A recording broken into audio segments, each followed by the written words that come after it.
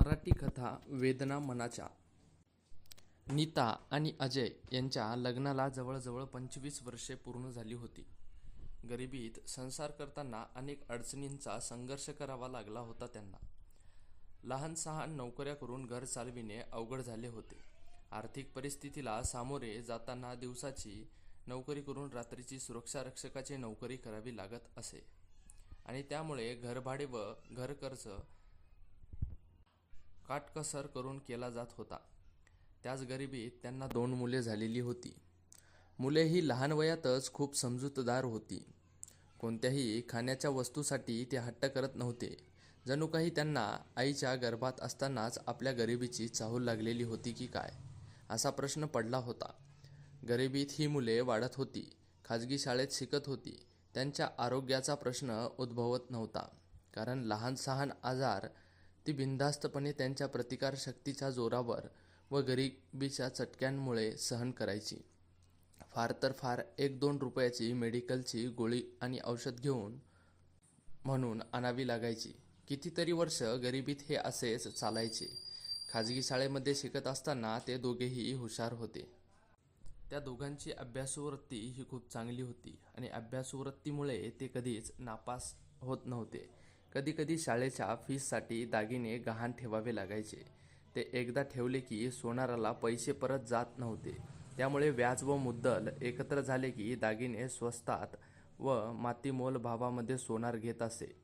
त्यात शिक्षणाचा अभाव असल्यामुळे किती ग्रामवर किती पैसे येतात तो हिशोबसुद्धा कळत नव्हता. त्यात दागिने संपले. कधीकधी एवढी पैशाची टंचाई भासायची की घरातील टीव्ही गहाण ठेवावे लागायचे. तो 6 महिन्याच्या आत आपण सोडवला नाही तर मातीमोल भावामध्ये सोनार घेत होता आणि गुजराती व मारवाडी सोनार तर ग्राहकाला खूप हैराण करायचे. महाराष्ट्रामध्ये राहून मराठी ग्राहकाला धमकी द्यायचे. त्यातच कितीतरी मराठी माणसांचे सोने गेले होते. तशीच परिस्थिती या गरीब कुटुंबाची झालेली होती. तेवढ्यावरही ते थांबले नव्हते किंवा थांबतच नव्हते. घरचे पेपर घेऊन जास्त दराने व्याज आकारून घर स्वस्तामध्ये घेतले जात होते. अशा परिस्थितीत ही मुले वाढलेली होती.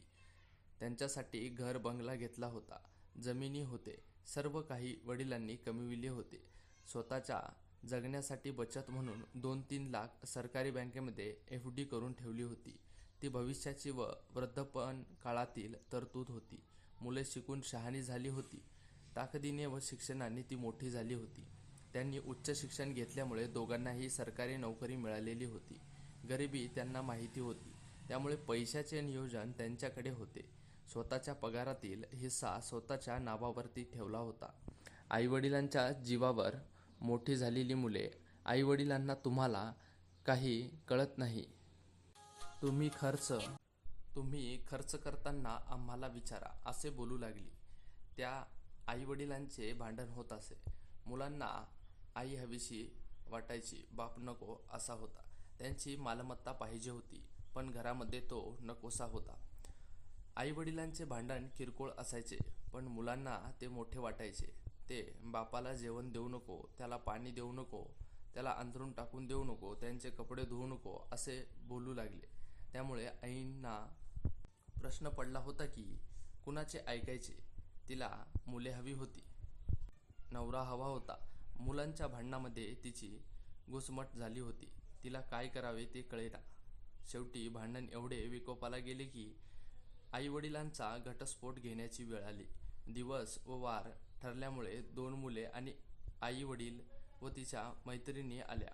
वकिलांसोबत बोलणी सुरू झाली. आईवडिलांच्या 25 वर्षाचा केलेला संसार मोडणार होता. आईवडिलांच्या डोळ्यातून अश्रूंच्या धारा जुन्या आठवणी जाग्या करत होत्या. दोघांच्या मनामध्ये ते नकोसे होते, पण शेवटी टोकन म्हणून वकिलास 6,000 रुपये दिले. मालमत्ता विभागणी बोलणी झाली होती. 6 महिन्यांनी दोघे कायमचे वेगळे होणार होते. दोघे कायम एकमेकांना सोडणार होते. ते पाहून जीवन संपल्याचे दुःख झाले होते.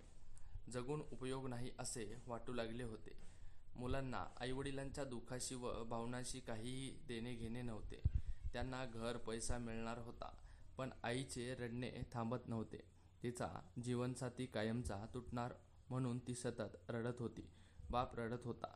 हल्ली पिढ्या संवेदनाहीन होत आहेत. नवरा कणखर भूमिकेचा होता. त्वरित निर्णय बदलला. वकिलाला घटस्फोट घेण्याचा निर्णय थांबविला. आता परत या निर्णयाने जीवनामध्ये आनंद निर्माण झाला. एकदाचे वादळ शांत झाले होते आणि मोडणारा संसार थांबला. एकाकीपणा काय असतो ते माहिती झाले. एकमेकांच्या भावनांची कदर केली पाहिजे हे शिकायला मिळाले. शेवटी पती-पत्नी हे म्हातारपणामध्ये फार मोठे आधार असतात. ते दोघेही अतूट राहावे. आयुष्यात जीवनसाथी असावा तरच त्या जगण्यामध्ये मजा आहे, अन्यथा दुःखाशिवाय दुसरे काहीच नाही. अशाच प्रकारे आजची आपली ही कथा इथे समाप्त होते. ही कथा तुम्हाला आवडली असेल तर व्हिडिओला नक्की लाईक करा आणि अशाच प्रकारच्या नवनवीन कथा पाहण्यासाठी आपल्या चॅनेलला मात्र नक्की सबस्क्राईब करा. धन्यवाद.